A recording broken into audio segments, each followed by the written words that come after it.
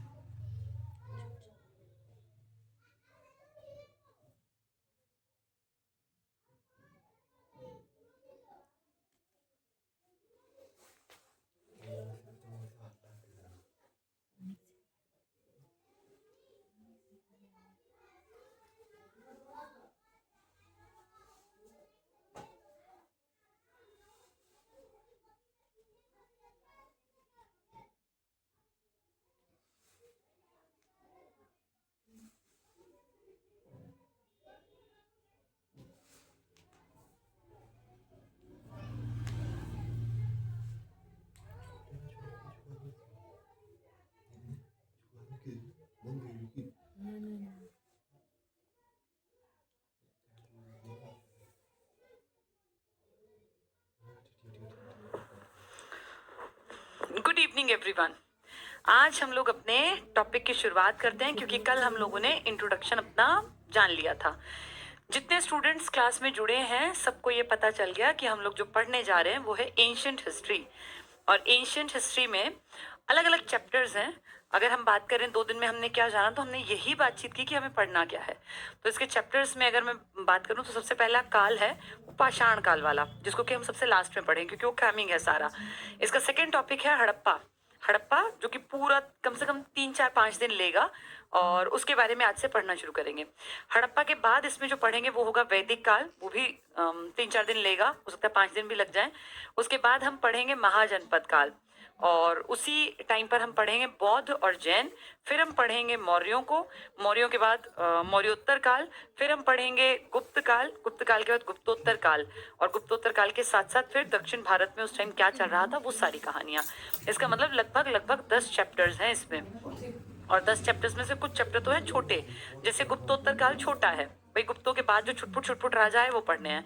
मौर्योत्तर काल भी छोटा है, लेकिन अपने आप में जो इंपॉर्टेंट है, जैसे वैदिक काल है तो कई दिन लेगा, हड़प्पा सभ्यता है कई दिन लेगी। इनमें छोटे छोटे फैक्ट्स हैं जो कि एग्जाम के पॉइंट ऑफ व्यू से बहुत इंपॉर्टेंट है। तो आज से शुरू करते हैं। 2 दिन के इंट्रोडक्शन के बाद आज हम अपने टॉपिक पर पहुंचते हैं। तो हमारा सबसे पहला टॉपिक जो पढ़ने का समझने का रहेगा वो है हड़प्पा। हड़प्पा सभ्यता कह लो, इसी को कह सकते हैं Indus Valley civilization. Indus Valley civilisation.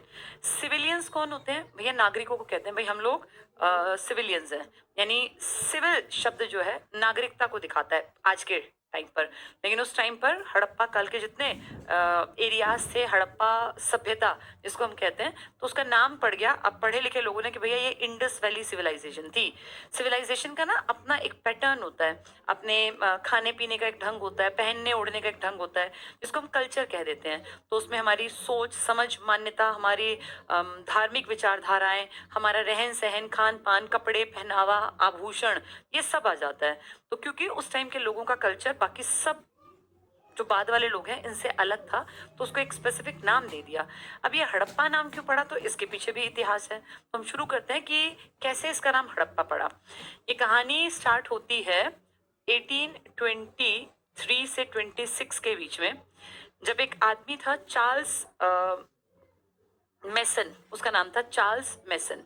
तो मेसन ने अपने अफसरों को एक खबर दी आके एक दिन कि भाई जहाँ पे हम लोग काम कर रहे हैं, कंपनी का आदमी था, वहाँ ये हड़प्पा के आसपास काम कर रहे थे, कि वहाँ पे ना मुझे ऐसा लगता है कि कुछ पुरानी चीज़ें बहुत धरती के नीचे दबी पड़ी हुई हैं और शायद वो बेशकीमती चीज़ें हैं। इसने ये बात 2 4 अपने अफसरों को बताई, तो उन्होंने कोई इंटरेस्ट ही नहीं लिया।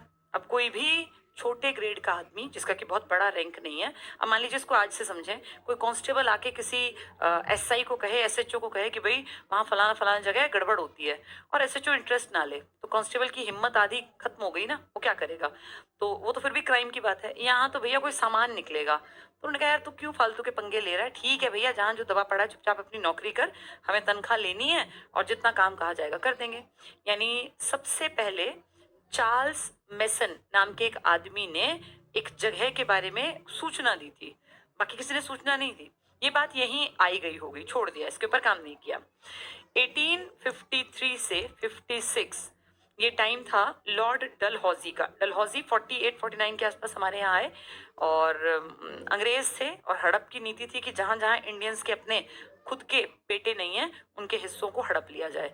तो 1853 से 56 के बीच में हमारे देश में पहली ट्रेन चली थी मुंबई से थाने के बीच में, 34 किलोमीटर की दूरी से तय की। ये वो दौर था जब अंग्रेज अपने प्रॉफिट को बढ़ाने के लिए, बिजनेस को बढ़ाने के लिए रेलवे के ट्रैक्स बिछा रहे थे ताकि ज्यादा सामान ढोके कच्चा माल उनकी फैक्ट्रियों तक और फैक्ट्री का उत्पादित माल, प्रोडक्ट जो तैयार माल है, वो मार्केट तक ले जा सकें। तो एक जाल बिछाने का काम शुरू कर दिया था पूरे ऑल ओवर इंडिया। इसमें बड़े शहरों में पहले ट्रेन, जैसे मुंबई ये बड़ा शहर था, मुंबई से थाने, तो ऐसे लाहौर कराची के आसपास रेलवे ट्रैक बिछाने की बात हुई थी। तो उस टाइम पर ये बात फिर से उठी। लेकिन ये वो दौर था जब कंपनी इंडिया के ऊपर हावी होने की कोशिश में थी और इंडियंस चाह रहे थे कि हम कंपनी को भगा दें। तो कंपनी और इंडियंस का क्लैश होने की कोशिश में था उस टाइम पर। तो अंग्रेजों ने कहा कि यार क्यों तुम फालतू के पंगेबाजी में पैर देते हो, हमारा मेन काम क्या है कि हम लोग जो है अपना प्रॉफिट कमा लें, जितना प्रॉफिट कमा सकती है कंपनी कमाए, क्या इनके दबे पड़े इनके कपड़े गहने, तो हमें क्या करना है। यानी ये बात फिर से दबा दी गई। लेकिन इस बार जिसने बात उठाई थी ना, जैसे ये कौन था पहले वाला आदमी, चार्ल्स मैसन। अब जो दोबारा ये बात उठी थी ना, ये कानों में गई थी एक बहुत पढ़े लिखे काबिल आदमी के, जिसका नाम था कनिंघम। और कनिंघम तक ये बात किसने पहुंचाई थी, ब्रंटन बंधुओं ने। दो भाई थे ब्रंटन, उनका सरनेम था, तो ब्रंटन बंधु। वो फेमस कम है, बड़ा नाम ये है। कनिंघम एक बहुत काबिल, पढ़े लिखे और इंटरेस्ट से चीजें करने वाले आदमी थे। इनके नोटिस में आया कि भाई ऐसे ऐसे कुछ कुछ दबा पड़ा हुआ है वहां पर, हड़प्पा। उस टाइम तो भारत का ही हिस्सा था, आज का पाकिस्तान। तो इन्होंने ये बात ना उठाने की कोशिश की, लेकिन क्योंकि कंपनी उस टाइम पर इंडिया से खूब पैसा खींचना है, कैसे इन लोगों को एक्सप्लॉइट करें, परेशान करें, इसमें ध्यान था। तो ये बात यहाँ आई गई सी हो गई। लेकिन कनिंघम साहब के मन में एक बात थी कि भाई एक ऐसा डिपार्टमेंट होना चाहिए जो दबी पड़ी हुई पुरानी चीजों के ऊपर रिसर्च करे और जाने कि ये सब चीजें किसने बनाई, कैसे लोग थे, क्या खाते थे, क्या पहनते थे, क्या उड़ते थे। क्योंकि ये भी इतिहास, जैसे आप हैं, अब मान लीजिए आपके खानदान में आज से 4 पीढ़ी पहले आपके कोई दादा परदादा के पिताजी जो थे वो बड़े आदमी थे, तो आप देखेंगे कि आपके परिवार में उनका नाम अभी भी चलता होगा कि भाई इनके, हमारे जो, जैसे हमारे पिताजी वगैरह कहा करते थे कि हमारे जो दादा थे उनका ऐसा रुतबा था, ये था, वो था। तो ना ये अच्छी चीजें जो है अगली अगली पीढ़ी तक पहुंचाने में अच्छा लगता है। तो जो ये लोग थे जिनकी हम बात कर रहे हैं, अब ये सब हमसे कोई खास खुश तो होंगे नहीं, भाई इंडियंस इनको अपनी बराबरी के तो लगते थे नहीं। तो कनिंघम थोड़े पढ़े लिखे थे, इन्होंने ये बात उठाई कि कोई ऐसा डिपार्टमेंट हो जो पुरानी चीजों के ऊपर रिसर्च करे कि पुरानी चीजें कहाँ हैं, क्या नहीं है। कनिंघम की बात पे किसी ने ज्यादा ध्यान नहीं दिया और कहा यार तुम शांत रहो ना, कंपनी अपना काम कर रही है, मुनाफा कमा रही है, तुम्हें तनख्वाह दे रही है, शांति से रहो। तो कनिंघम, भाई वो कहते हैं ना एक अकेला चना क्या फाड़ फोड़ेगा, तो कनिंघम का मन तो था, लेकिन वो बात क्योंकि अफसरों ने ऊपर तक नहीं पहुंचाई, वहीं के वहीं दबा दी गई। इस बीच में हमारे देश ने कोशिश करके क्रांति कर दी अंग्रेजों के खिलाफ, इस कंपनी के खिलाफ। इस क्रांति को पूर्ण रूप से दबा दिया गया और दबाने के बाद महारानी ब्रिटेन ने कहा तुम वापस आ जाओ PEIC और अब काम हमारे आदमी करेंगे। आदमी बहुत सारे वैसे के वैसे रहे, बस मालिक बदल गए। पहले कंपनी मालिक थी, अब मालिक बन गए थे महारानी ब्रिटेन। तो फिर अंग्रेजों में कनिंघम ने, अब कनिंघम पढ़े लिखे आदमी है, भाई 4 साल में चीजें बदली हैं, आदमी तो जिंदा ही है। कनिंघम ने ये बात अपने देश में दोबारा से उठाई कि भाई इस तरीके से इंडिया या जहां जहां हमारी कॉलोनीज है, उपनिवेश है, वहां अगर कुछ पुराना ऐतिहासिक दबा पड़ा तो कम से कम हमारी जिम्मेदारी, हम पढ़े लिखे हैं, कि उसके ऊपर रिसर्च कर ले, देख तो ले कि क्या कुछ है, क्या पता बड़े काम की चीजें मिल जाए। कनिंघम की बात को वहां इंपॉर्टेंस मिली और वहां कहा गया कि ठीक है, हम इंडिया में एक आर्कियोलॉजिकल डिपार्टमेंट बना देंगे। आर्कियोलॉजी क्या होता है, प्राचीन पुरातत्व, यानी पुराने टाइम की चीजों के बारे में जो लोग काम करते हैं। अब कहीं पुराना कोई मटका मिल गया, कोई ज्वेलरी मिल गई, कोई कपड़े मिल गए, कोई इस तरह के सामान, घर के घरेलू सामान, कोई वेपन मिल गए, तो उसके ऊपर रिसर्च करना, किस चीज से बना, किस चीज से वेपन बना, किस किस चीज की नॉलेज रही होगी, क्या लोहे की समझ थी कि नहीं थी, या कांसे की अकल थी कि नहीं थी, टिन का इस्तेमाल करते थे, कहाँ से लाते थे, तो उनके बारे में जानना। तो इस डिपार्टमेंट को नाम दिया गया आर्कियोलॉजिकल डिपार्टमेंट। आज भी है, हमारे देश में चलता है। ASI का नाम अगर आपने सुना हो, आर्कियोलॉजिकल सर्वे ऑफ इंडिया। जितनी हमारे देश में प्राचीन बिल्डिंग्स है ना, ताजमहल हो गया, दिल्ली का लाल किला हो गया, कुतुब मीनार हो गई, महरौली का लॉज, हम सब, ये सब मेंटेन करता है ASI, archaeological survey of India, जिसका हेडक्वार्टर एक टाइम पर बंगाल में बना था, कलकत्ता में, आज की डेट में नई दिल्ली में है। और आर्कियोलॉजी का पूरा एक डिपार्टमेंट है और मंत्रालय है, इनफैक्ट इसके लिए अलग अलग फंड्स आते हैं। और अगर आप कभी जाएंगे ना घूमने किसी पुरानी साइट पर, फॉर एग्जांपल हुमायूं टॉम्ब है, तो हुमायूं का मकबरा दिल्ली में है, उसी की तर्ज पर तो आगे जाके ताजमहल बना, ताजमहल का पूर्ववर्ती है। तो तुम्हें क्या लगता है कि हुमायूं जब मरा था, हुमायूं कब मरा था? जब कितने साल पुरानी बात है, बाबर 1526 से 30 तक था। हुमायूं जब ये सेकेंड अपनी पानीपत की युद्ध हुआ ना, इसके टाइम पर उनकी डेथ हुई थी। इसके बाद मतलब इससे पहले अकबर लड़ा था, कुछ ही महीने का गैप था ये। तो आप लगा लो 1556 में, तो 1555 56 में ही तो ये लोग लौट कर आए थे वापस, वरना बाहर रह रहे थे। हुमायूं के मरने के बाद उसका मकबरा बना। यानी अगर हम देखें शताब्दी, तो 16वीं शताब्दी में। आज हम क्या कहते हैं, 21वीं शताब्दी। तो क्या कोई भी बिल्डिंग इतने साल तक बिना खराब हुए रह सकती है? बिल्डिंग खड़ी रहेगी लेकिन खराब तो होगी ना भाई। सर्दी का, गर्मी का, बारिश का, बिजली गिरने का फर्क तो पड़ता ही है। तो आज वो हुमायूं टॉम्ब अगर उसी टाइम का ओरिजिनल रखते तो बेटा कहाँ से पैसा कमाते? टूरिस्ट आते हैं वहाँ, वहाँ टूरिस्ट घूमने आते हैं क्योंकि अच्छा आभास होता है। अच्छा आभास किसी खंडर में नहीं हो सकता, यानी टाइम टू टाइम उसको मेंटेन करना पड़ेगा। इसका टेम्परेचर ठीक करो, मुझे दे दो ये। तो उसको ठीक करना पड़ेगा। आप कभी कभी घूमने जाएंगे ना, तो आप देखेंगे जगह जगह पर ना इसका जो ये आर्कियोलॉजी वाले हैं ना, ये काम करते रहते हैं। जैसे दिल्ली का लाल किला का एग्जाम्पल देती हूँ मैं। दिल्ली का लाल किला से 1.5-2 साल पहले जब हम लोग गए थे, तो उसका एक हिस्सा जो था ना, वो आम जनता के लिए बंद कर रखा था। कौन सा हिस्सा? जहाँ पहले कभी तख्त ए ताऊस रखा रहा करता था। तख्ते ताऊस क्या? शाहजहां ने अपने बैठने के लिए बहुत रॉयल सिंहासन बनवाया था, उसको नाम दिया था तख्त ए ताऊस। आगे आने वाले टाइम में जब इनका खानदान कमजोर हो गया, तो एक ईरान से आया था नादिर शाह, वो उस तख्त ए ताऊस को यहाँ से उठा के ले गया। आज वहां तख्त ए ताऊस नहीं है, वहां से टूट फूट के पता नहीं कहाँ उसको बेच दिया, क्या किया उन्होंने, कैसे खपा दिया, खत्म कर दिया वो। लेकिन वो तख्त ए ताऊस की रेप्लिका, वैसा दिखने में वैसा वैसा वहां रखा हुआ है। तो पीछे जब हम लोग गए थे ना 1.5-2 साल पहले, तो उसका दोबारा से वो पब्लिक के लिए बंद था, और लिखा था वहां पे कि इसका जो है हम लोग मतलब दोबारा से इसको मेंटेनेंस का काम चल रहा है। तो हो सकता है उसको और सुंदर तरीके की, कुछ टाइम के साथ साथ जो चीजें खराब हो गई हैं उसको और सुंदर, कि टूरिस्ट आए, घूमे फिरे। टूरिज्म से ना बेटा बहुत पैसा कमाता है कोई भी देश, और हमारा देश तो वैसे भी, क्योंकि 7 अजूबों में हमारा ताजमहल आता है, तो विदेशी जब आते हैं घूमने तो ताजमहल आएंगे। अब ताजमहल आगरा, दिल्ली बहुत आसपास है, तो वो दिल्ली भी जाएंगे। दिल्ली जाएंगे तो ताजमहल के जैसा फिर हुमायूं टॉम्ब घूमना चाहेंगे, लाल किला घूमना चाहेंगे। तो अगर उनको ऐसे छोड़ देंगे ना पुराने टाइप में, तो खंडर, वहाँ चमगादड़ आ जाएंगे, जाले लग जाएंगे। तो उनको टाइम टू टाइम साफ करना पड़ता है, काम करना पड़ता है। तो आर्कियोलॉजी का डिपार्टमेंट हमारे देश में नहीं था पहले, ये अंग्रेजों ने बनवाया। और अंग्रेजों ने किसके कहने पर? कनिंघम। और कनिंघम ही उस डिपार्टमेंट के पहले मुखिया थे। तो आर्कियोलॉजिकल डिपार्टमेंट जो इंडिया का था ना, इसके पहले हेड, पहला डायरेक्टर कौन था? कनिंघम। ये 1861 में बना। जैसे कनिंघम ने तो इसके ऊपर पहले भी कहा था बना दो, लेकिन कंपनी ने नहीं बनाया। 1861 में आर्कियोलॉजिकल डिपार्टमेंट की स्थापना करवाने में सबसे बड़ा योगदान दिया था कनिंघम ने। लेकिन जब तक ये कनिंघम ने काम किया ना, उसके बाद हमारे इस हड़प्पा वाले पे काम नहीं हुआ, फिर ये काम रुक गया था। आगे जाके 1921 तब तक कनिंघम का चैप्टर क्लोज, क्योंकि 1853, 56, 61 वाला आदमी 1921 तक थोड़ी ना फिट एंड फाइन। तब भी तो उम्र दराज रहे होंगे, कोई 10 साल का लड़का तो था नहीं कि तब तक चलो 50-60 का ही हुआ। तो देखा जाए तो 1800 से 1900 आ गया, तो वो तो चले गए।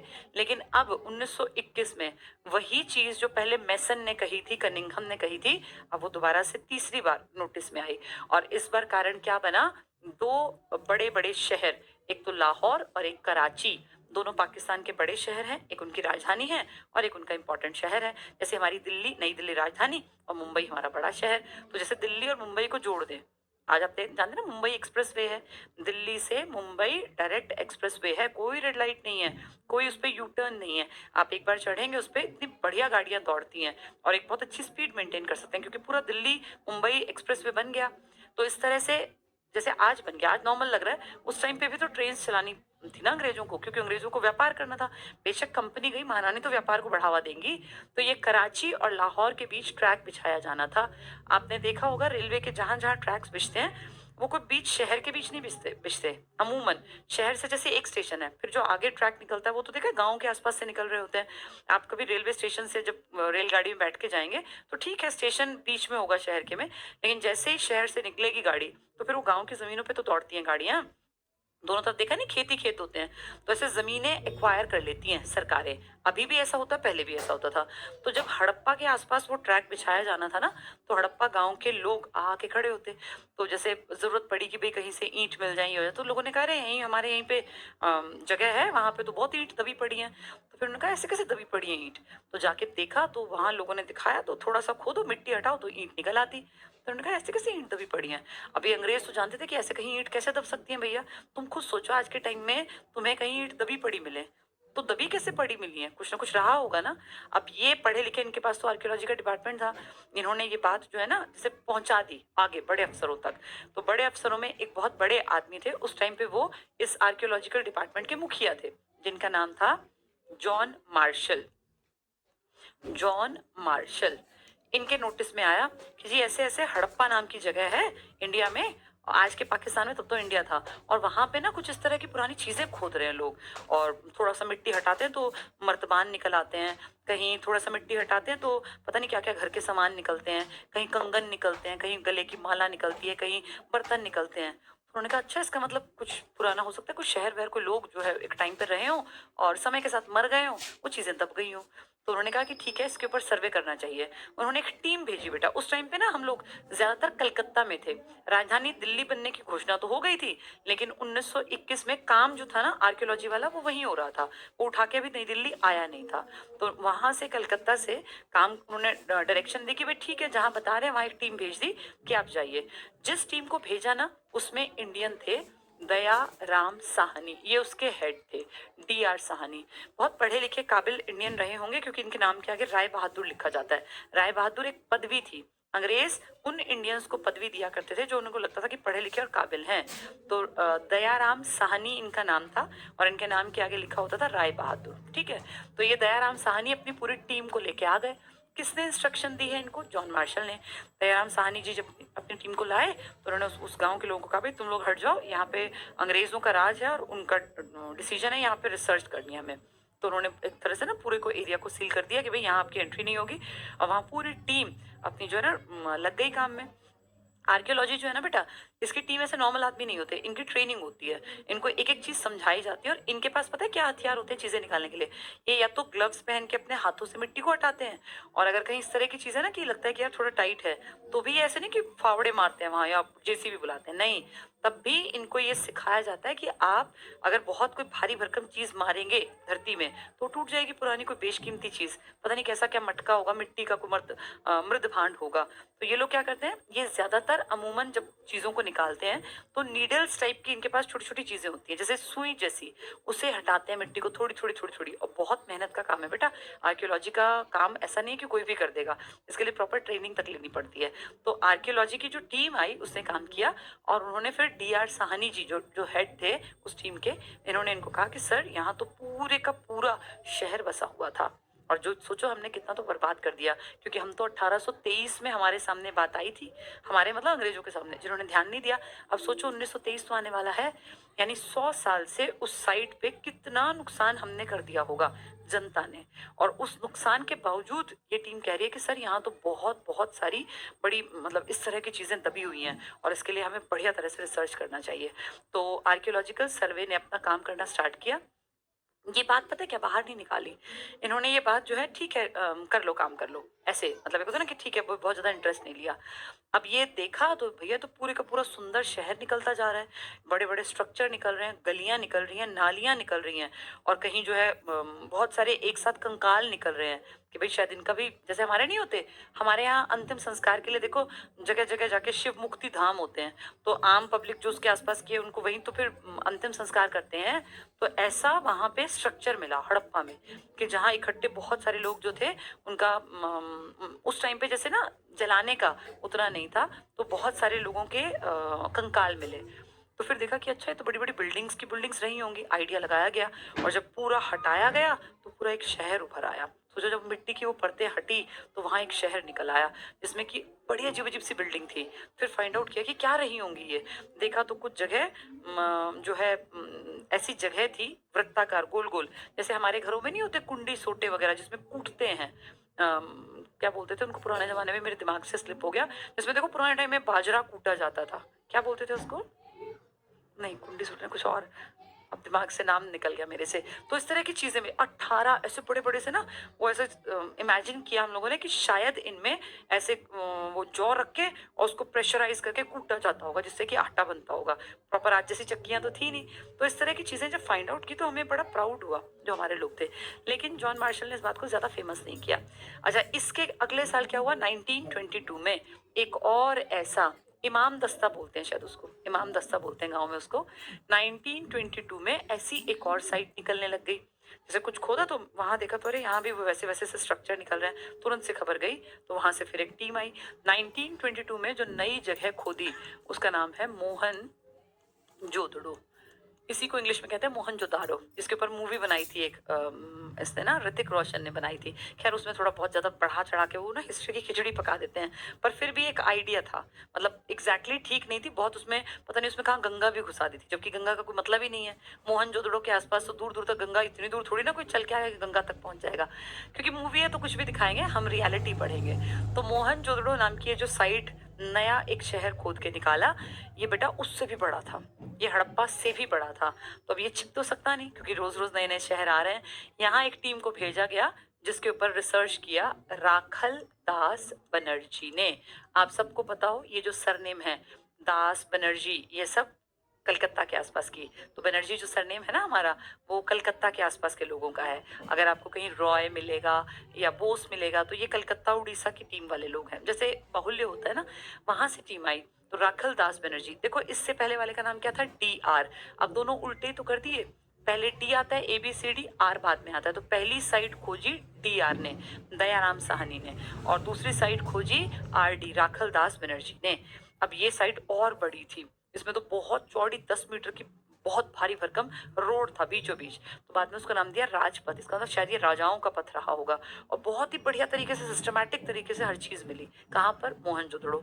एक बात मार्शल समझ गए कि ये बात अब छिपेगी नहीं, तो उन्होंने पता क्या किया, छुपाने की कोशिश तो बहुत हुई, लेकिन फिर दूसरे साल में जाके 1924 में पूरे वर्ल्ड को उन्हें बताना पड़ा, उन्हें विश्व में ये बता के सामने बात लानी पड़ी कि इंडिया और इसके आसपास के एरिया में एक बहुत ज्यादा एडवांस्ड सिविलाइजेशन के साक्ष्य मिले हैं। ये हमारे लिए कितने प्राउड की बात थी कि हम जिसको कोई गुलाम बना के 200 साल से बैठा था, उस देश में एक एडवांस्ड, ऐसे ऐरे गहरे नहीं कि कोई गांव के लोग पढ़े हुए थे, नहीं, पढ़े लिखे काबिल लोग थे।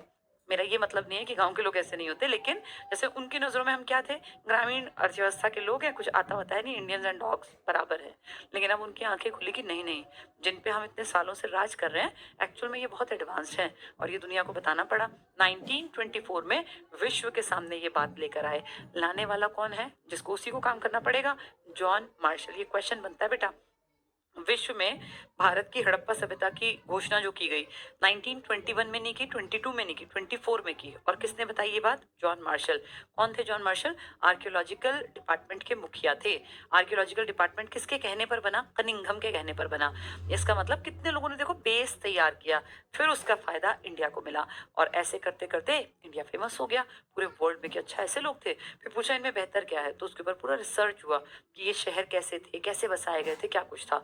और देखते देखते देखते जानते हो 1921 की ये शुरुआत 1947 आते आते जितने साल नहीं बीते, उससे ज्यादा स्पॉट्स, उससे ज्यादा जगह हमने खोद निकाली। और इस टाइम तक तो हमारा कुछ था भी नहीं, अंग्रेज कर रहे थे। 40 बड़ी साइट्स इन्होंने खोज ली, यानी 40 लगभग लगभग बड़े बड़े, कुछ बड़े शहर कुछ छोटे शहर, ये खोज निकाले। सोचो 40 शहर आज के टाइम में, इमेजिन करो 40 शहर, कितना दिमाग में ना, बहुत बहुत सारा एरिया, काफी बड़ा एरिया था। 40 शहर खोज निकाले, और इनमें से कुछ हिस्से पाकिस्तान में जब आजाद हुए, क्योंकि 47 में आजाद हुए, कुछ पाकिस्तान में कुछ इंडिया में। ये जो दो मैंने बताया ना, हड़प्पा मोहनजोदड़ो, ये दोनों पाकिस्तान में है, पाकिस्तान की बेल्ट में है। तो इसका ये मतलब नहीं कि हमारे यहाँ नहीं, हमारे यहाँ भी है। हम सब ने फिर अलग हुए जब हम लोग, तो अपने अपने रिसर्च किए। जो ये सिंधु नदी थी ना, इसी के साथ हमारी सरस्वती थी इंडिया की, और एक हमारी गंगा थी। अब ये सिंधु में जो सबसे पहला स्पॉट मिला, मान लो ये है हड़प्पा। फिर इसके साथ साथ नदी के आसपास देखा तो जहां जहां खोदते गए वहां शहर मिलते गए। नदी के पास ही क्यों मिले, क्योंकि पानी का जो वाटर लेवल है किसी भी एरिया का, वो डिपेंड करता है कि नदी आसपास कितनी दूरी पर बहती है। अगर नदी आसपास होगी तो वहाँ इजिली पानी अवेलेबल होगा। अब बहुत दूर कहीं बसेंगे तो वहाँ पानी की समस्या रहेगी। आज की तरह तो है नहीं कि एक बटन स्विच दबाया और आपका जेट पंप चल गया और आपका जो है पानी की टंकी भर गई, तब तो ये तो था नहीं। तो इसका मतलब पानी कुएं से निकाला जाएगा। इतनी भी एडवांसमेंट थोड़ी ना थी कि बिजली और ये सब, कुएं से पानी निकलेगा। अब कुआं खोदना वहां आसान होता है जहां वाटर लेवल हाई हो। अब वाटर लेवल कहाँ हाई होगा? जहां आसपास नदी होगी। इसलिए मैक्सिमम शहर नदी के आसपास थे, और ये नदी जिसके आसपास ये बसे हुए थे, इसी को नाम दिया गया सिंधु नदी। इसका नाम था इंडस। इसीलिए सिविलाइजेशन का नाम पड़ गया इंडस वैली सिविलाइजेशन। फिर इसको हड़प्पा क्यों कहते हैं? क्योंकि जो सबसे पहली साइट खोजी गई थी, मान लो ये हड़प्पा गांव था, तो उस गांव के नाम पर इसका नाम पड़ गया हड़प्पा सिविलाइजेशन या हड़प्पन सिविलाइजेशन। पर हड़प्पा तो सिर्फ एक जगह है ना। अब ये हड़प्पा से दूर ऊपर गए तो 200 किलोमीटर 400 किलोमीटर दूर दूर फैला है। फिर कहा हड़प्पा क्यों कहें? हड़प्पा तो एक स्पेसिफिक जगह है। तो कहा कि ठीक है, इस नदी के किनारे है ना, इनका नाम रख दो इंडस वैली सिविलाइजेशन। तो इसका नाम पहले छोटा था हड़प्पा, फिर इसका नाम बढ़ गया इंडस वैली। जब हम आजाद हुए, हमारे यहाँ भी खोद लिए थे 1-2 स्थल, लेकिन ज्यादा नहीं। आजादी के बाद हमने कहा यार पाकिस्तान के पास तो बहुत सारी चीजें चली गई, क्या पता हमारे यहाँ भी 2-4 साइट हो, कुछ तो अंग्रेजों ने खोद दी थी। फिर हमने देखा हमारी सरस्वती के पास बहुत ज्यादा साइट्स हैं। सरस्वती के आसपास हरियाणा में, पंजाब के नीचे ढेर साइट्स थे। तो हमने, हमारी सरकार इंडिपेंडेंट इंडिया, हमने अंग्रेजों को कहा कि जी आपने जो खोदे थे ना स्थल, ये सिर्फ हड़प्पा वाले नहीं है, ये हमारे यहाँ भी, और इसका नाम जो आपने प्रसिद्ध कर दिया हड़प्पन सिविलाइजेशन, उसको इंडस वैली की जगह सरस्वती नाम दिया जाए। लेकिन तब तक पता है क्या, पूरे वर्ल्ड में नाम फेमस हो गया था Indus valley Indus valley Indus valley. तो जो एक नाम पक गया, उसको दोबारा से आप हटाना बड़ा मुश्किल हो जाता है। जैसे मान लीजिए आपका 10वीं क्लास तक एक नाम है, कृष्ण मोहन है किसी का नाम। अब 10वीं क्लास में उसके पेरेंट्स को लगता है यार ये बड़ा अजीब नाम है कृष्ण मोहन, आज की पीढ़ी के हिसाब से थोड़ा ऑकवर्ड लगता है बच्चे को, तो चलो इसका नाम बदल देते हैं। लेकिन तब तक उसके पड़ोसी, उसके यार दोस्त, उसके सारे जानकार, बचपन के जितने फ्रेंड्स हैं, सब टीचर्स हैं, उसकी एक आइडेंटिटी बन गई कृष्ण मोहन। तो नाम तो बदल लेंगे, लेकिन आप देखना उसको 99% लोग कृष्ण मोहन ही कहते रहेंगे। वो नाम सिर्फ कागजों में बदलेगा, क्योंकि एक पहचान बन गई ना। तो ऐसे इस सभ्यता का नाम तो हम बदल लेंगे, हम रख लेंगे कि जी इसका नाम हम क्यों बोले इंडस, हम तो बोलेंगे सरस्वती। लेकिन तब तक एक पहचान बन गई।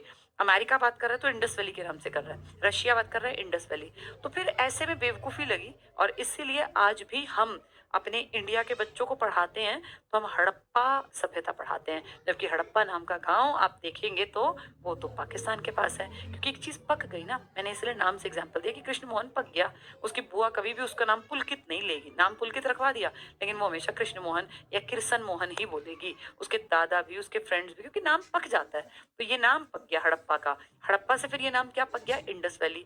तो साइट्स हमारे यहाँ ज्यादा हैं, लेकिन फेमस आज भी हड़प्पन है, और हम भी पाकिस्तान के उस गांव का नाम ही हम अपने बच्चों को 6ठी क्लास में पढ़ाते हैं। ठीक है, जब ये रिसर्च चल रहे थे तो कुछ इक्की दुक्की साइट हमें ना यमुना के किनारे भी मिली। कम मिली, सबसे ज्यादा साइट्स मिली हमें इस नदी के किनारे, और ये नदी है हमारे सरस्वती, हमारे इंडिया की एक ऐसी रिवर जो अब लुप्त है भी नहीं अब तो सरस्वती। हाँ, हरियाणा में तो मानते हैं कि सरस्वती कहीं कहीं नीचे नीचे पानी के चलती है, लेकिन इंडिया के नेशनल लेवल पे कोई नहीं मानता कि आपकी सरस्वती अभी भी चलती है। तो सरस्वती के किनारे सबसे ज्यादा साइट्स मिले। अब इस हिसाब से देखें तो पाकिस्तान ने कहा मेरे यहाँ क्या पता ऊपर भी साइट्स हों, उसने भी खुदाई शुरू की, उसके यहाँ भी साइट्स बढ़े, और आज की डेट में 3 देशों में ये साइट्स हैं। कहाँ कहाँ? एक है अफगानिस्तान में, सिर्फ 2 साइट्स हैं अफगानिस्तान में, और उसके बाद पाकिस्तान में साइट्स हैं सिर्फ 2। मैं आपको ये डिटेल से पढ़ाऊंगी कहाँ क्या है, किसका क्या नाम है। हम 1500 साइट नहीं याद करेंगे, लेकिन लगभग 12-15 हैं जो आपके एग्जाम में आएंगे, वो आपको याद करनी पड़ेगी। ये तो पाकिस्तान में 475 साइट्स मिली, और भारत में जो साइट्स मिली सबसे ज्यादा 925। हम रुक गए, वरना ये 1000-1500 तक पहुंचा देते हम। कारण हमने फिर ये डिसाइड किया, जैसे मैंने कल बताया था कि भैया कितना ज्यादा खोदें। अब हम खोदते खोदते कश्मीर से महाराष्ट्र तक पहुंच गए, अब महाराष्ट्र से आगे कर्नाटक केरला तक पहुंच जाते, लेकिन फिर हमने काम रोक दिया कि ठीक है भैया, जो पुराने लोग थे पता तो चल गया, अब सब जगह एक ही जैसी चीजें निकल रही थी, एक जैसे ही खान पान था। फिर हमने जो चौड़ाई की बात करें तो यूपी के हिंडन है नदी के किनारे आलमगीरपुर के बाद ज्यादा आगे बंगाल तक हम लेके नहीं गए, तो हमने उस काम को लगभग रोक दिया। अब बहुत ज्यादा बड़े लेवल पे काम नहीं चल रहा। हाँ, हमें नॉलेज है कि ऐसे ऐसे लोग थे, ये खाते थे, ये पहनते थे, ये आभूषण थे, ये कपड़े थे, इस तरह की सोच थी, ये हमें पता चल गया। तो आज अगर देखें तो सबसे ज्यादा साइट्स इस पूरी सिविलाइजेशन के भारत में थे, सेकंड नंबर पाकिस्तान, ये तो फॉर्मेलिटी थी। अब पाकिस्तान की अगर बात करें तो पाकिस्तान को भी हमें पढ़ना पड़ेगा, क्योंकि प्रभाव तो हमारे ऊपर भी था ना। तो पाकिस्तान को जब पढ़ेंगे ना, तो हम अपने इंडिया के मैप से अगर देखें, हमारे साथ लगा हुआ है पाकिस्तान, यहाँ से देखते हैं पाकिस्तान का ये हिस्सा है। अब पाकिस्तान का हिस्सा तो पानी तक ऐसे है, जो ऊपर का हिस्सा है ना हमारे साथ, देखना ध्यान से, इसको समझते चलना। जो ऊपर का हिस्सा ये वाला है इंडिया के साथ, ये पंजाब है उनका, हमारा इस तरफ, पंजाब उनका इस तरफ, तो ये पंजाब की बेल्ट। जो इससे नीचे का हिस्सा है ना हमारे राजस्थान गुजरात के पास, ये सिंध है उनका। तो उनके दो, अगर कहें बड़े प्रोविंस, दो प्रांत, तो एक पंजाब और एक सिंध। और जो ये तीसरा देख रहे हो ना, ये हिस्सा, ये वाला मान लो, ये इनका बलूचिस्तान है, इसका नाम है बलूचिस्तान। पाकिस्तान का ही पार्ट है बलूचिस्तान। मिनरल रिच है, जैसे हमारा झारखंड उड़ीसा की बेल्ट है, छोटा नागपुर की बेल्ट है, जहाँ खूब लोहा तांबा और ये पीतल भरे पड़े हैं ना, ऐसे यहाँ पर है, तो मिनरल रिच है। ये इनका पंजाब, हरा भरा पंजाब है जैसे हमारा है। और जो ये इनका एरिया है, ये सिंध है, तो सिंध का इलाका ऐसा ही है जैसा हमारा गुजरात राजस्थान की बेल्ट है, उसी को तो आगे ले गया है वो। तो ये जो है पूरा हिस्सा हमने 3 पार्ट्स में डिवाइड कर दिया। अगर हम अपनी बात करें तो मैंने शायद कल भी बताया था, 7 एरिया हैं हमारे। और अपने को हम मैप से अगर देखें तो हमारे एरिया स्टार्ट होता है सबसे ऊपर से जम्मू कश्मीर, उससे सीमा लगती है पंजाब की, पंजाब से सीमा लगती है हरियाणा की, हरियाणा के एक तरफ है, इस तरफ है राजस्थान, यहाँ भी साइड्स हैं, इस तरफ है यूपी, दोनों के साथ हरियाणा की सीमा है, यूपी में भी साइड्स हैं। राजस्थान के नीचे टच होता है गुजरात, दोनों की सीमा टच है। गुजरात की सीमा टच होती है महाराष्ट्र से। इसके बाद हमने काम रोक दिया, हमने कर्नाटक, केरला, गोवा को नहीं खोदा कि देखें कि क्या दबा पड़ा है। तो ये ध्यान से देखो, जम्मू कश्मीर, पंजाब दूसरा, तीसरा, चौथा, पांचवा, छठा, सातवां, यानी कितने राज्यों में हमने खोद के चीजें निकाली साइड्स, 7 राज्यों में। पाकिस्तान के आपको राज्य नहीं पढ़ने, पाकिस्तान के आपको प्रांत पढ़ने। कितने प्रांतों में? 3 में। कहाँ कहाँ? पंजाब, सिंध और बलूचिस्तान। अपने राज्य पढ़ने हैं तो रट्टा मत मारना, कश्मीर सबसे ऊपर, पंजाब, हरियाणा, हरियाणा के दोनों तरफ, राजस्थान, यूपी, राजस्थान के बिल्कुल नीचे टच करते हैं, सबकी सीमा लगती है। कश्मीर की सीमा आप देखो, पंजाब बिल्कुल टच हो गया उसके साथ, पंजाब से थोड़ा नीचे आए तो टच ही है हरियाणा, हरियाणा के एक साइड टच करता है राजस्थान, एक साइड यूपी, राजस्थान की सीमा से लगता है गुजरात, गुजरात की सीमा टच करती है महाराष्ट्र को। तो 7 लाइन में है हमारे मैप में, हमारे 7 राज्य, इनके 3 प्रांत, और उसके तो साइट बहुत छोटे हैं, वो मैं आपको पढ़ाऊंगी। तो उसमें से साइट में जैसे शुर्त मुई करके उसका नाम है, वो उतना इंपॉर्टेंट नहीं है, लेकिन नाम हम पढ़ेंगे ताकि हम फंस ना जाए अगर पेपर में आए तो। ठीक है, अब बात करते हैं कि फैला कैसे था। तो मैप में इसको अगर हम देखें तो मैंने शायद कल बताया भी हो, नहीं तो आप बता देती हूँ। जम्मू कश्मीर के मांडा से लेके ये दयमाबाद, जम्मू कश्मीर में एक साइट है मांडा और एक है दयमाबाद, दाइमाबाद भी लिखते हैं और दैमाबाद भी। ये हो गया जम्मू कश्मीर और ये हो गया महाराष्ट्र। 7 राज्य है ना, उनमें से 2 राज्य।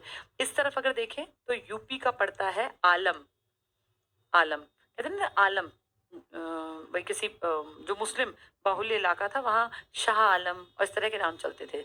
तो आलमगीर जगह का नाम है, ये आलमगीरपुर। हम गांव के नाम में पुर लगाते थे पुराने जमाने, जैसे दौलतपुर, शिकारपुर, धर्मपुर, ऐसे पुर स्पेसिफिक गांव के नाम में। तो ऐसे आलमगीर कोई रहा होगा, आलमगीरपुर उसके नाम पे बसाया गया तो नाम पड़ गया यूपी में। ये हो गया हमारा इस तरफ का, पूर्व की दिशा का। और इस तरफ अगर देखें तो ये है सूतका, सूतका गेंडोर, ये साइट का नाम है। ठीक है, ये सब साइट्स हैं, मांडा, तैमाबाद, आलमगीरपुर, सूतका गेंडोर। ये कहाँ पड़ेगा? पाकिस्तान के बलूचिस्तान में। अब तुमने अभी अभी मैप में समझे थे 3 प्रांत, तो 3 प्रांत तुम्हें समझ में आ गए, तुम्हें दिक्कत नहीं रहेगी। ये क्या था? पाकिस्तान का पंजाब ऊपर, ये पंजाब पाकिस्तान का सिंध और ये पाकिस्तान का बलूचिस्तान। तो तुम समझ सकते हो कि ठीक है, ये किस साइड की बात हो रही है? तो बलूचिस्तान में, क्योंकि वही उस तरफ था लास्ट में। ये अगर देखें कहाँ से कहाँ फैली है हमारी व्यवस्था, ये पूरा, तो ये मांडा से लेके कश्मीर, लंबाई, लंबाई कितनी है? 1400 किलोमीटर। चौड़ाई की अगर बात करें तो ज्यादा है, ये है 1600 किलोमीटर चौड़ाई। और इसकी अगर शेप की बात करें तो इसकी शेप जो बता देते हैं वो देखो ऐसी है, ऐसे अगर आप बनाओगे तो मैथ्स में इसी फिगर को आप कहते हैं त्रिभुज आकार, यानी ट्रायंगुलर इन शेप।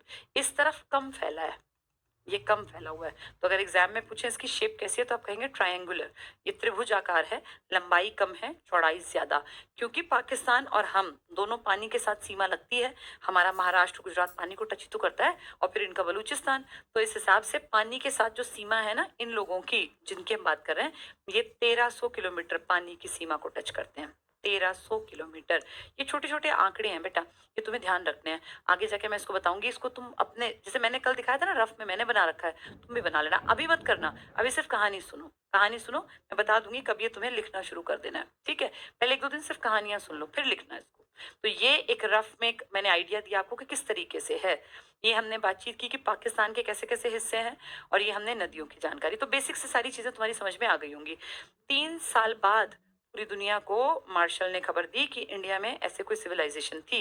ये खबर तो 21 में चल गई थी, चीजें निकाल ली थी, लेकिन 21 में ये बात वहीं कर दी। 22 में फिर देखा कि नहीं, बात दबेगी नहीं, तो 24 में विश्व को किसने बताया ये बात? ये बताई जॉन मार्शल ने। मार्शल कौन?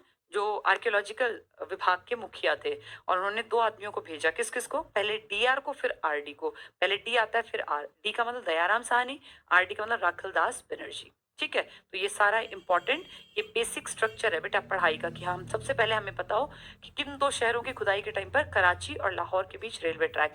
3 बार इसके ऊपर काम हुआ, रिजल्ट आया 1924 में, लेकिन काम हुआ था 1823-26 के बीच में, 1853-56 के बीच में, और 1921 से 24 के बीच में। 24 में दुनिया को बताया। फिर इस पे सबने रिसर्च किया आके हमारे यहाँ पर अंग्रेजों के ही अंडर, और 40 साइट्स हमने खोज के निकाल ली। इन 40 में से 3 अगर नदियों की बात करें तो सबसे ज्यादा साइट आज की डेट में सरस्वती के किनारे हैं, लेकिन सरस्वती को मान्यता नहीं है, और एक नाम पक चुका था इंडस वैली का, क्योंकि स्टार्टिंग की साइट निकली थी हड़प्पा, इसलिए नाम हड़प्पा, और फिर निकली थी इंडस वैली, इंडस रिवर के आसपास, तो नाम पड़ा इंडस वैली।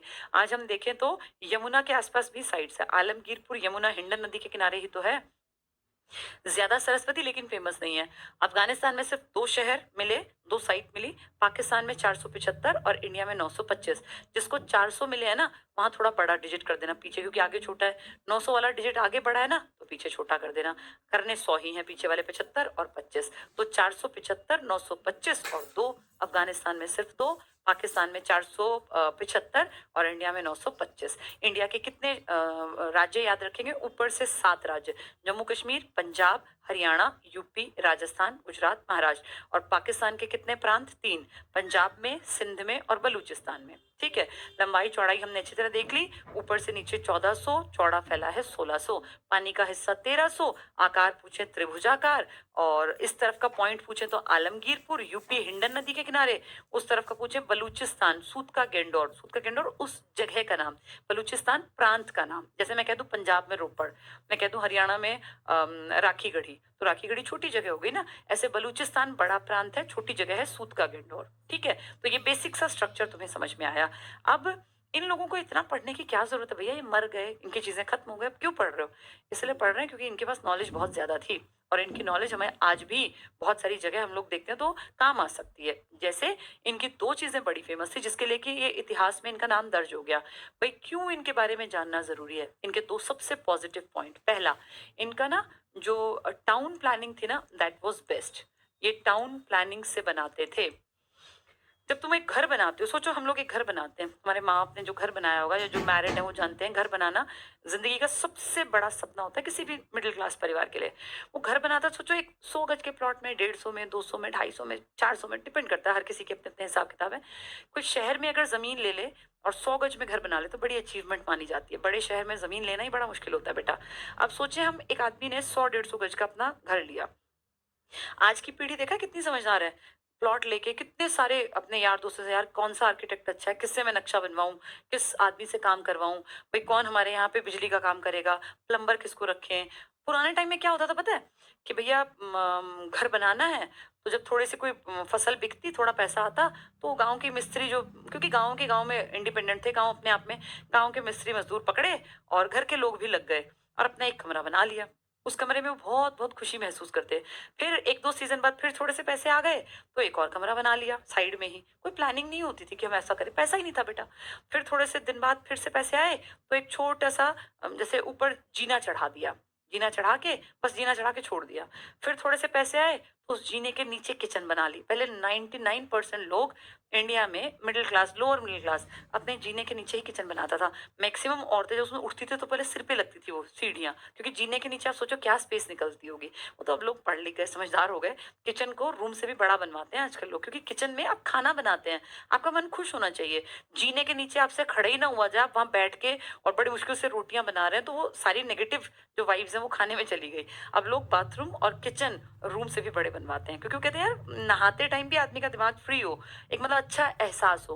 पहले क्या था, बाथरूम तो थे ही नहीं, दो चारपाइयाँ खड़ी करके भी लोगों को नहाना, भाई घर की बहू बेटी कैसे नहाए, तो चारपाई खड़ी करके सोचो कितना अनईजी फील होता होगा। कितने लोगों को तो कपड़ों में ही नहाना पड़ता था, खासकर फीमेल, कितनी प्रॉब्लम्स थी उस जमाने में। आज अगर देखें तो लाइफ बहुत बढ़िया हो गई बेटा, बहुत सोफिस्टिकेटेड।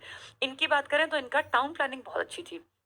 इन्होंने शहर ऐसा नहीं कि एक कमरा दो कमरा, इन्होंने प्लान तरीके से शहर बसा। जैसे आज सेक्टर बसते हैं, जब सेक्टर कटते हैं ना, तो सेक्टर में आज भी प्लॉट माप के कटते हैं कि एक पूरी रो में भैया 200 गज के या 250 गज के, एक पूरी रो में 400 गज के, एक पूरी में 500 गज के, 800 गज के, 1000 गज के। जैसे मान लो एक पूरी लेन है जिसमें 10 प्लॉट हैं, तो 10 के 10 बराबर होंगे। अब उन 10 में ना कोई ऐसा नहीं कि कोई 2 कमरे डालेगा कोई 4, आपको एक लिमिटेड एरिया होता है। 500 गज आपने लिया तो आपको आगे पीछे खुली जगह छोड़नी है, ये नियम है आज के टाइम में। कोई सेक्टर में अगर अपनी कोठी अपना घर बनाए तो, कि भाई आप इतने % से ज्यादा घर नहीं छाप सकते हैं, अपनी बिल्डिंग नहीं बना सकते हैं, और स्टोरी भी पूछ के नक्शे पास होते हैं, तो उससे क्या होता है, एक ना सिमेट्री आती है कि यार सारे 500 हो जाए तो सुंदर लगते हैं। इसलिए आप देखो सेक्टर्स में हमेशा चीजें महंगी होती हैं, क्योंकि वो मेंटेन किए जाते हैं, प्लानिंग से बसाए जाते हैं।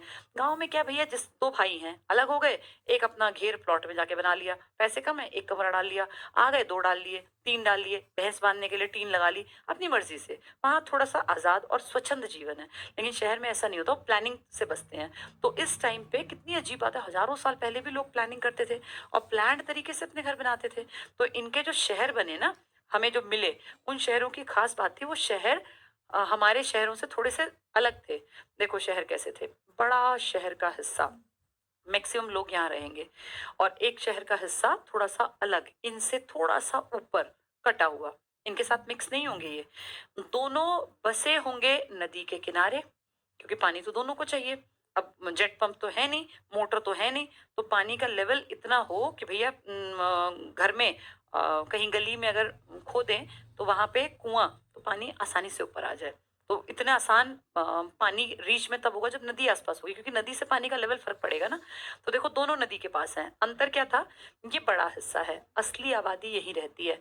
यहाँ किसान भी है, यहाँ जुलाहा भी है, यहाँ कपड़े बनाने वाले भी हैं, यहाँ खेती करने वाले भी हैं, यहाँ जितनी कम्युनिटी थी उस जमाने में सब यहाँ रहती है। फिर यहाँ कौन रहता है, यहाँ लिमिटेड लोग रहते हैं, ये रिच है उस जमाने के हिसाब से, और हमें तो क्या पता है इनको क्या बोलते होंगे, लेकिन हमने इनको नाम दे दिया कि ये पुरोहित थे। अब उस टाइम का कोई बैठा तो है नहीं जो बता दे भाई इनका नाम ये था, इनका नाम ये, तो हमने आइडिया लगाया और हमने कहा भाई यहाँ रहता होगा आम आदमी, जो साधारण व्यक्ति था वो यहाँ रहता होगा। शहर के बड़े हिस्से में ज्यादा भी होते हैं, आम आदमी ज्यादा ना, मेजोरिटी हमेशा एवरेज की होती है। पुरोहित वर्ग शायद यहाँ रहता होगा। जो पुरोहित है ना, ये लिमिटेड लोग थे, पढ़े लिखे होंगे, पैसे वाले होंगे, तो इनकी जान ज्यादा कीमती थी। बेटा सबकी जान ना, कानून बेशक कहता हो बराबर है, बराबर नहीं होती। अंबानी की जान की कीमत किसी भी नॉर्मल आदमी से ज्यादा है। तुम कहोगे ऐसा कैसे है, संविधान तो सबको बराबर कहता है, बिल्कुल कहता है। लेकिन बेटा अंबानी, ये सोच के देखो कितने लोगों का घर चलता है। अगर एक अंबानी खानदान ना हो तो इस देश में कितने लोगों की रोजी रोटी खत्म हो जाएगी। वो अमीर है मान लिया, लेकिन आप उसको एक तार्किक तरीके से देखो कि अंबानी है, अंबानी के एक थॉट ने कितने लोगों का घर परिवार चला रखा है, कितने लोगों के घर में रोज खाना बनता है, उसके उस आदमी के एक विजन से। वो अपना फायदा करेंगे, नो डाउट, तुम भी करोगे बेटा, अगर तुम अंबानी की जगह होते नहीं करते, मैं होती मैं नहीं करती, हम करेंगे। लेकिन अगर हम सोचें तो देश के विकास में उनका योगदान तो है ही ना। कितने करोड़ों करोड़ों रुपए उनकी वजह से लोगों के घरों में बांटे जा रहे हैं, चाहे वो तनख्वाह के रूप में दिए जा रहे हैं। सोचें आज अगर अंबानी अपना सारा बिजनेस क्लोज कर दे, भैया मेरे पास बहुत हो गया, मैं तो सब कुछ बंद करूंगा, तो इससे नुकसान सिर्फ अंबानी का नहीं है। और अंबानी का क्या नुकसान बेटा, उसके पास तो इतना है कि उसकी कई पुश्तें बैठ के खा लेंगी। लेकिन आप सोचो अगर वो आज एक इंडस्ट्री को बंद कर दे, जो लोग उसमें लगे हुए हैं, जो वहां काम करते हैं, क्या उनको आसानी से सबको नौकरी मिल जाएंगी। जो उसके रिलायंस के जितने बड़े बड़े शोरूम्स हैं, इनमें कितने लोग काम कर रहे हैं, अगर वो आज सबको शट डाउन करे, सबको खत्म कर दे, बंद करो सब कुछ, तो कितने लोग बेरोजगार, कहाँ खपेंगे वो लोग। इसका मतलब वो सिर्फ अपना घर नहीं भर रहे, भर रहे हैं अपना घर, भाई कोई भी प्राइवेट सेक्टर ऐसे ही करेगा, लेकिन उनसे कितना फायदा औरों को भी तो हो रहा है ना। तो उस टाइम इसी तरह से सोचो कि हर आदमी की जान की कीमत बराबर नहीं हो सकती। वैसे बराबर है, मैं ह्यूमन बीइंग की बात नहीं कर रही हूँ, लेकिन एक आदमी समाज के लिए कितना योगदान दे रहा है, इससे अगर मापें तो सब बराबर नहीं हो सकते ना। अब तुम सोचो, अगर बराबरी की बात करें, हम इमेजिन करें कि अंबानी भी रोड पे ऐसे चलने लग जाए।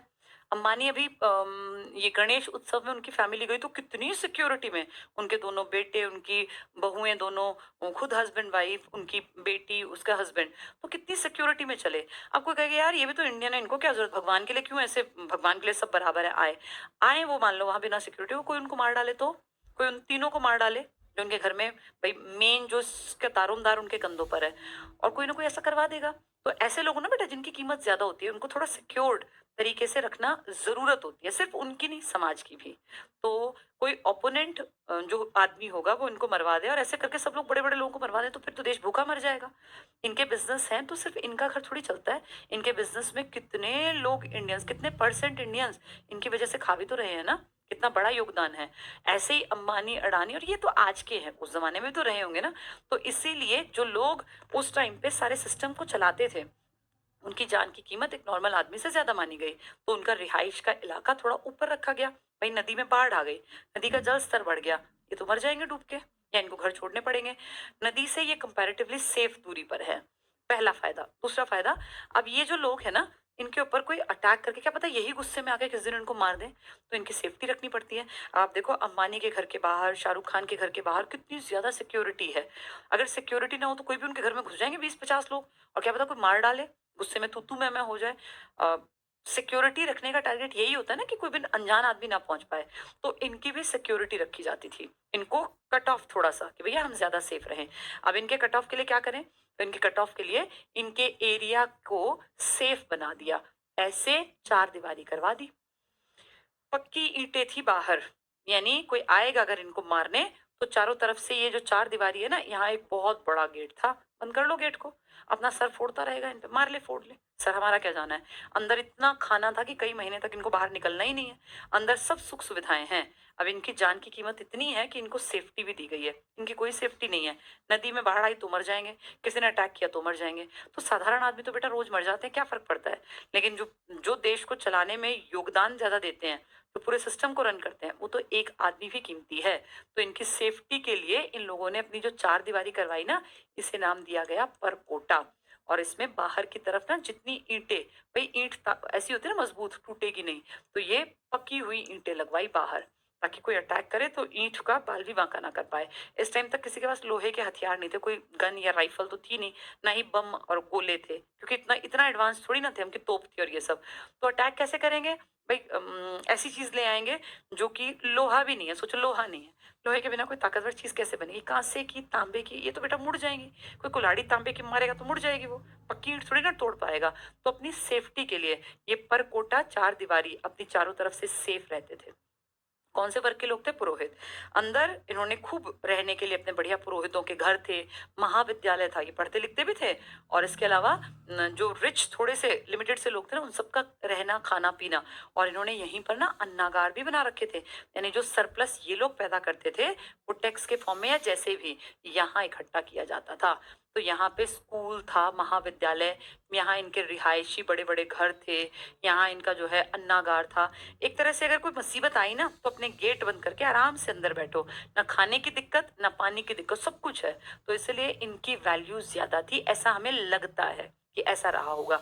ये लोग नॉर्मल आदमी थे, अपना नॉर्मल जीवन जीते थे, कोई टेंशन नहीं थी, खूब मेहनत करते, कमाते, खेती भी करते, व्यापार भी करते। तो ये स्ट्रक्चर था इनका। ये टाउन प्लानिंग बहुत बढ़िया कहलाती है, ठीक है, कि किस तरीके से बांटा गया।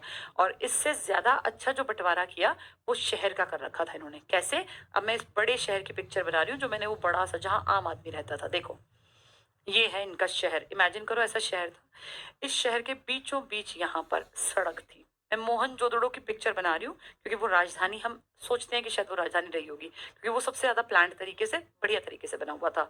ये 10 मीटर चौड़ी सड़क है, 10 मीटर का मतलब बहुत चौड़ी सड़क, काफी चौड़ी, जिसपे आराम से बैलगाड़ियां दौड़ेंगी, क्योंकि व्यापार होगा, राजधानी है तो दुनिया आएगी। ठीक है, ये थी इनका राजपथ। इसको हमने नाम दिया कि शायद इस पे बड़े बड़े लोग चलते होंगे, आते जाते, राजपथ नाम दे दिया। इस ऐसे ही ऐसे भी सड़क चलती थी, लेकिन ये उतनी चौड़ी नहीं थी। ये सड़क हो गई मुख्य सड़क, ये मुख्य सड़क थी। अब अंदर क्या थी, अंदर ना गलियां थी। जैसे सड़क आप अपने गांव में देखो, एक तो मुख्य सड़क होगी, उस मुख्य सड़क के अंदर फिर ऐसे ऐसे गलियां भी तो होती हैं पतली पतली, जहाँ गांव के लोगों के घर हैं। अब ये तुम्हारे गांव की रोड है तो अंदर गलियां जा रही हैं, इन गलियों में ही तो घर होते हैं। तो इन गलियों में घर बने हुए थे, ध्यान से देखना अब इसको, ऐसे घर थे, सारे घर इक्वल थे। अब मैं तो उतने इक्वल नहीं बना रही हूँ क्योंकि मैं तो रफ बना रही हूँ, लेकिन इस तरीके से थे। और देखो ध्यान से, घरों के जो दरवाजे खुलते थे ना, वो दरवाजे, ये देखो ये दरवाजा ये गली में है। आज भी तो ऐसे ही रहते हैं हम लोग, हम सबके गांव में घर के जो दरवाजे हैं वो मुख्य सड़क पे कम लोगों के घर होते हैं, गलियों में ज्यादा। तो ऐसा ही ये था, इन सबके घरों के दरवाजे गली में खुलते थे। फिर ऐसा ही स्ट्रक्चर पूरे में था। सोचो यहाँ भी ऐसा ही, ये घर हो गए और ये अपना इस तरफ हो गए, इन सबके दरवाजे भी बिल्कुल सेम स्ट्रक्चर, मैंने एक बना दिया।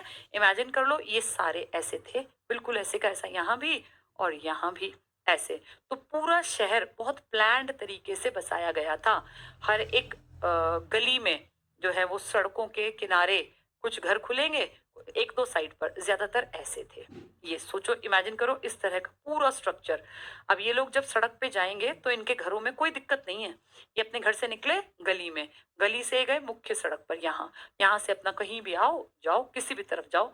सड़कें इनकी 90 डिग्री के एंगल पे काटती थी, समकोण पर। तो इतना प्लान्ड तरीके से बसा हुआ शहर, ऐसा ही सोचो यहाँ भी। अब मैं बनाऊंगी नहीं, लेकिन इमेजिन करो ऐसा था। किसी आदमी को किसी भी टाइम निकलना है तो पूरा आराम से गली में निकला, यहाँ से मुख्य सड़क पे गया, उससे जहां जाना है शहर के बाहर अंदर किसी भी डायरेक्शन में जा सकता था। इसका मतलब ट्रांसपोर्टेशन की कोई भी दिक्कत नहीं थी, कोई गली कंजस्टेड नहीं थी, सारी गलियां बहुत सोच समझ के प्लान्ड तरीके से लंबाई चौड़ाई के हिसाब किताब से बनाई गई थी। तो मुख्य सड़क भी थी, गलियां भी थी, और वैसी सड़कें भी थी। ये था इनका स्ट्रक्चर। और ये मैंने जो पिक्चर बनाई है ना, ये इसकी बनाई है, ठीक है। इसीलिए कहते हैं कि इनका टाउन प्लानिंग बहुत बढ़िया थी, बहुत ही बढ़िया। तो सारी सड़कें 90 डिग्री पर काटती थी, गलियां और सड़कें, कहीं भी जाके गली बंद नहीं होती थी। और एक बहुत बड़ी बात है कि इनके जो अंदर घर थे ना, ये इतने सिस्टमैटिक बनाए गए थे, इतने सिस्टमैटिक। आज टाइम हो गया, वो भी एक कॉन्सेप्ट है, कल कराऊंगी, कल इनमें कि इनके घरों में भी क्या खास महीन बातें थी। हम क्यों पढ़ रहे हैं, ऐसे घर तो हम भी बना लें, लेकिन आप आज बना रहे हैं, इन्होंने उस जमाने में। और एक एक घर के अंदर कितना सिस्टमैटिक तरीके से बाथरूम भी था, किचन भी था, पानी का सिस्टम भी था, ड्रेनेज भी था, और तो और नालियां भी थी। आज भी इंडिया के न जाने कितने गांव हैं, आप में से भी कुछ लोग सुन रहे होंगे जिनके घरों में माएँ आज भी चूल्हे पे खाना बनाती हैं और किचन नहीं है उनके घर में। किचन के नाम पे छोटी सी बस एक वो बना दिया, कोई स्लैब नहीं है, कोई मॉड्यूलर किचन नहीं है। बर्तन आज भी हमारे गांव में, कितने घरों में तो बर्तन बाहर ही धुल जाते हैं। तो हमारे गांव में कोई ड्रेनेज सिस्टम आज भी नहीं है, बस वहाँ वो मोरी सी होती है, वहीं बैठ के अपने बर्तन धो लेती है हमारी माएँ। हमारे घरों में नॉर्मल बात है, हमारी दादियों ने, हम सब ने ऐसा देखा है। लेकिन इनके घरों में ऐसा नॉर्मल नहीं था, इन सबके घरों में ड्रेनेज था, पाइप लगे हुए थे। इमेजिन करो, हजारों साल पहले घर में पाइप थे, और पाइप से पानी निकलता था, नहाते थे बाथरूम में और वहां से पानी जाता था। नालियां थी, और हर घर की नाली गली में, और गली से फिर सारे घरों का पानी जाके मुख्य सड़क के नीचे नीचे बाहर, और शहर के बाहर। ना मक्खी ना मच्छर ना कोई पॉलिथीन तो खैर रही नहीं होगी, कुछ भी अड़ता भी नहीं था। इतने सिस्टमैटिक तरीके से ड्रेनेज का सिस्टम था इनका। तो इनकी टाउन प्लानिंग और इनका ड्रेनेज सिस्टम, कल ड्रेनेज समझाऊंगी, आज मैंने टाउन प्लानिंग समझा दी, ठीक है। ये है बेटा, अभी तुम कुछ नोट्स मत बनाना। अब सिर्फ क्या पंजाब प्रांत पाकिस्तान, हाँ बेटा, पंजाब भी पाकिस्तान में है, कश्मीर भी पाकिस्तान में है, और तो और हैदराबाद नाम की जगह भी पाकिस्तान में है। पाकिस्तान की तो बहुत सारी चीजें हमसे, हमारे साथ मैच करती हैं, ठीक है। क्लास नहीं चल रही कोई लिख रहा है, सौरभ कुमार क्लास तो चल रही है बेटा, आपके फोन में या इंटरनेट में कुछ इशू हो सकता है। ऊपर चले गए बहुत सारे नोट्स। क्लास नोट्स कैसे बनाऊं बेटा, अभी मत बनाओ, अभी क्लास नोट्स कैसे बनाने मैं बताऊंगी, अभी तुम सिर्फ सुन लो एक दो दिन। क्लास नोट्स में बताऊंगी, मैंने कल भी बताया था, मैं अपने नोट्स भी देखो बनाती हूँ, जैसे मैं नोट्स बनाती हूँ ना, ऐसे मैं तुम्हें टाइम टू टाइम बता दूंगी कि कैसे तुम्हें मैप ड्रॉ कर लेना है, किस चीज को तुम मैप में बना लो, कौन सी चीजों को तुम टेबल में लिख लो, किसके लिए तुम, अब मैंने देखो तुम्हें पता नहीं दिखेंगे नहीं, पिक्चर्स भी बनाई हुई हैं। जैसे मुझे मोहर बनानी थी, कि ये जो मोहनजोदड़ो में मोहर बनी, तो मोहर मिली, तो मैंने मोहर बनाई है यहाँ पर, ताकि मुझे जब मैं पढ़ूँ ना तो मुझे तुरंत दिखे। मैंने इसमें लिख रखा है हाथी, बाघ, गेंडा, भैंसा और हिरण। तो मैं तुम्हें बताऊंगी कि तुम भी ऐसी मोहर बना लो, ताकि तुम्हें पढ़ना ना पड़े, तुम्हें मोहर दिखे तुरंत से याद आ जाए कि भाई किस तरीके से है। बल्कि उसके शॉर्ट ट्रिक्स भी हैं, मैं बता दूंगी कि तुम्हें याद कैसे रहेगा कि किस तरफ हाथी है किस तरफ बाघ है। तो एक वर्ड हब, हब तो कॉमन वर्ड है, ह ब, तो ऊपर ह नीचे ब, यानी हाथी और बाघ। और दूसरी तरफ क्या है, गेंडा भैंसा, तो ये गेंडा भैंसा दोनों में दो मात्राएं आती हैं, तो गै और भैं ये एक तरफ है, हब एक तरफ है, गे और भय एक तरफ। तो इस तरह के ट्रिक्स बताऊंगी, जैसे मेरे नोट्स है ना, ऐसे नोट्स तुम्हारे बनवा दूंगी मैं। बेटा मैं लिख नहीं सकती ना तुम्हारी घर में जाके, लिखना तुम्हें पड़ेगा, ट्रिक्स मैं बता दूंगी, शॉर्टकट्स मैं बता दूंगी, ठीक है। अभी एक दो दिन सिर्फ सुनो कहानियां, इंटरेस्ट डेवलप होने दो, फिर पढ़ना। अभी सिर्फ इतना करना है, फिर पढ़ना और लिखना दोनों साथ साथ करेंगे, ठीक है। क्लास स्टक हो रही है बीच बीच में, अश्विनी कुमार लिख रहे हैं, क्या सभी बच्चों के साथ ऐसा हुआ? बेटा कोई अगर इशू है ना तो तुम लिख दिया करो, यहाँ टेक्निकल हेल्प में बैठे रहते हैं हमारे पास। बेटा मेरे हैंड रिटन नोट्स तो मैं ही समझ पाऊंगी, तुम्हें समझ में नहीं आएंगे, क्योंकि मैंने अपने हिसाब से ट्रिक्स लिख रखी हैं। हर आदमी का ना अपना एक तरीका होता है। मेरे हैंड रिटन तुम्हारे लिए रद्दी हैं, किसी के भी हैंड रिटन दूसरे के लिए रद्दी होते हैं। और अपने हाथ से बनाने चाहिए नोट्स हमेशा, क्योंकि क्या पता मुझे क्या आसान लगा, हो सकता है मैंने वो चीज़ लिखी ना जो मुझे लगता है बहुत आसान है, हो सकता है तुम्हें वो बहुत टफ लगे। तुम मेरे नोट्स पढ़ोगे तो तुम सिर्फ वो पढ़ोगे जो मुझे टफ लगता था, क्या पता तुम्हें वो भी चीज़ें टफ लगती हो जो मुझे आसान लगती थी, तो तुम मेरे नोट्स का फायदा नहीं उठा पाओगे बेटा। पीडीएफ बनवा दूंगी बेटा, पीडीएफ मैंने बुक से बनवा दी, मैं सब कुछ ऐड कराऊंगी, लेकिन फिर भी मैं ये सजेशन दूंगी, अगर सच में तुम्हें कामयाब होना है ना, लॉन्ग रन में तुम चाहते हो यार मेरी अच्छी जिंदगी सेटल हो जाए, तो फिर अपने नोट्स बना लेना। ये 3-4 महीने का प्लान मत रखो अपने, अगर नौकरी चाहिए तो 1-1.5 साल 2 साल मेहनत करो अपने ऊपर, उसका एक पार्ट है ये, ठीक है। नो सही चल रही है बेटा, सही चल रही है, देखो स्मूथ है बिल्कुल। कुछ लोगों का मैसेज है बस, एक दो का हो सकता है आपके इंटरनेट में कुछ प्रॉब्लम हो बेटा, ठीक है, बाकी सबका तो स्मूथ का मैसेज है। चलो आज इतना ही, 1 घंटा हो गया, कल इस कहानी को और पढ़ेंगे, और फिर मैं कोशिश करती हूँ परसों से आपको बताऊं कि नोट्स कैसे बनेंगे, ठीक है। फिर तुम लोग जो हो अपने नोट्स बढ़िया बनाना, और एक बार ना बेटा शुरुआत में समय लगता है, जैसे 8-10 दिन हमें मेहनत करनी पड़ेगी, उसके बाद तो फ्लो बन जाएगा, फिर तो जल्दी सुनोगे, जल्दी समझोगे, जल्दी नोट्स बनेंगे। मेहनत करनी पड़ेगी, मैंने भी की थी, ये नोट्स मेरे अपने आप नहीं बने, मैंने भी ये पूरे जो भरे हैं ना ऐसे ऐसे 5-6 रजिस्टर सिर्फ हिस्ट्री के, ये इसी तरह से भरे हैं बेटा। चलो वैलिडिटी तो कम हो गई बेटा, आपकी तारीख 9 से शुरू हुआ है ना, आपका बैच 10 दिसंबर तक चलेगा। क्लास होनी थी शुरू 6 को, लेकिन एप्लीकेशन में गूगल में कुछ प्रॉब्लम आ गई थी, नए जो हमारी एप्लीकेशन थी डाउनलोड ही नहीं हो पा रही थी, कुछ इशू था टेक्निकल गूगल के बिहाफ पे, पुराने वालों की चल रही थी। तो मुझे तो कहा था टीम ने कि आप ले लो, पुराने वाले तो है ही, लेकिन मैंने कहा यार जो नए जुड़ेंगे फिर वो बच्चे पीछे रह जाएंगे। अब जिसने कल की परसों की क्लास नहीं ली, जिसने आज की क्लास नहीं ली, उसको कल क्लास समझने में दिक्कत आएगी। ये एक फ्लो होता है, ये फ्लो बना रहना बहुत जरूरी है। तो आप चिंता ना करो, आपकी वैलिडिटी एक एक दिन की चिंता मत करो बेटा, जरूरत पड़ी ना मैं 10 दिन की वैलिडिटी कह के बढ़वा दूंगी। तुम्हें ये चिंता नहीं करनी कि मैम ने कहा 6 को था, हमारी क्लास 9 को स्टार्ट हुई है। तुम्हारी वैलिडिटी 9 को शुरू हुई है ना, मतलब लिखित में 6 होगी, मैं तुम्हारी वैलिडिटी 10 तक करवा दूंगी बस। हाँ पीडीएफ मिलेंगे बेटा, हर चैप्टर की पीडीएफ में लगवा दूंगी साथ ही। अंशुल तुम्हारा मैसेज बेटा ऊपर कहीं रह गया, मैं पढ़ नहीं पाई, मुझे बस ये मैम प्लीज रिप्लाई दिख रहा है। जय श्री राम बोल दूं बेटा? बेटा मैं तो वैसे भी भगवान में बहुत फेथ करती हूँ, और लेकिन मैं एक चीज और भी मानती हूँ कि सब धर्म बढ़िया है बेटा, मैं किसी धर्म की विरोधी नहीं हूँ। जय श्री राम बहुत अच्छी बात है, लेकिन किसी और को अगर अपने अल्लाह पे, ईश्वर पे, गॉड पे विश्वास है तो उसकी भी कदर करनी चाहिए, वो अपनी जगह ठीक है, भगवान तो सबके एक ही हैं। 81 डेज दिखा रहा है, चिंता ना करो, 10 दिन की वैलिडिटी मैं कह दूंगी, बढ़ा देंगे। 6 को शुरू होना था, 9 को हुआ ना, 3 दिन बाद, भाई 6, 7, 8 3 दिन गए, आपकी मैं बढ़वा दूंगी वैलिडिटी, कह के बढ़वा दूंगी, आप चिंता मत करो। हाँ टाइम यही रखेंगे बेटा, 8 से, अभी 9 बजे शुरू होती है। कुछ दिन बेटा मैं यूट्यूब पे एक थोड़ा ना बेसिक सा करा दूं, कुछ बच्चे सच में गरीब है नहीं ले पाए बैच, उनके मैसेज आए कि मैम बेसिक करा दो, तो उन कुछ दिन के लिए 8 से 8:30 यूट्यूब पे कराती हूँ उनको, रफ रफ सा, ताकि वो भी एक बेस बन जाए उन लोगों का। कुछ सच में भी गरीब होते हैं लोग, सच में कई लोगों के लिए ना 100 रुपये भी बड़ी बात होती है। तो वहाँ उतना बेसिक करा के कितने दिन लगेंगे, हार्डली 8-10 दिन में एक मोटा मोटा सा सारा करा के, ताकि उनको किताब पढ़ना आसान दिखे, फिर अपना टाइम हम 8 बजे कर लेंगे। टेस्ट भी ले ले, चलो ठीक है बेटा, इसके बाद मैं एक टेस्ट डलवा दूंगी, वो आप अपना करते रहना, ठीक है बेटा। पीडीएफ तो कल भी लगाई थी आपने शायद, है ना?